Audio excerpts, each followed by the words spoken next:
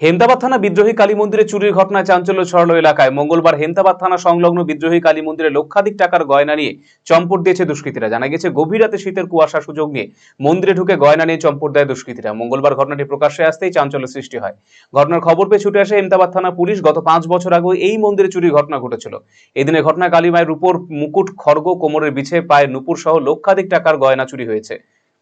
খতিয়ে দেখা হচ্ছে মন্দিরের সিসিটিভি ফুটেজ। পাশাপাশি গোটা ঘটনা তদন্ত শুরু করেছে হেমতাবাদ থানার পুলিশ। এ বিষয়ে ক্লাবের সদস্য রাজু চৌধুরী উদ্বেগ প্রকাশ করেছেন।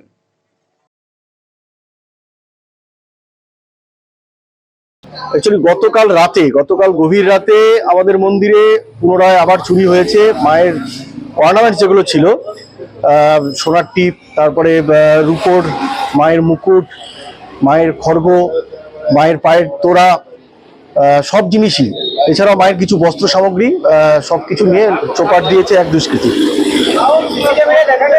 হ্যাঁ, সিসি ক্যামেরা দেখা যাচ্ছে একজন ঢুকছেন এবং সবকিছু নিয়ে তিনি ফিরে আসছেন, ফিরে বেরিয়ে গেছেন।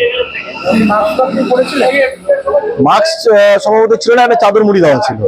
কি মনে হচ্ছে, মানে এই থানার সামনে ঘটনা। আমরা প্রশাসনকে জানিয়েছি এবং বলেছি, প্রশাসন খুব তাড়াতাড়ি এই ব্যাপারে কোনো উদ্যোগ নেবে বলেছে। আর না হলে আমরা তো বড়সড় আন্দোলনে যাব। এর আগে মোটামুটি 4-5 বছর আগে মাঝখানে 2-একজনকে ধরা হয়েছিল, আমাদের ক্লাব কর্তৃপক্ষকে ডাকাও হয়েছিল।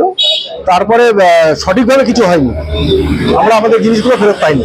আমরা প্রশাসনের কাছে মায়ের যেগুলো অর্নামেন্টস সেগুলো আজকের মধ্যেই ফেরত চাইছি। প্রশাসনকে আমরা বলেছি মায়ের অলংকার যেগুলো রয়েছে সেগুলো আমরা আজকের মধ্যে ফেরত চাইছি এবং এর কঠোরতম একটা ব্যবস্থা নিতে হবে, যাতে ভবিষ্যতে এই ধরনের কোনো চুরির কোনো ঘটনা আমাদের মন্দিরের সাথে না থাকে, জড়িত না হয়।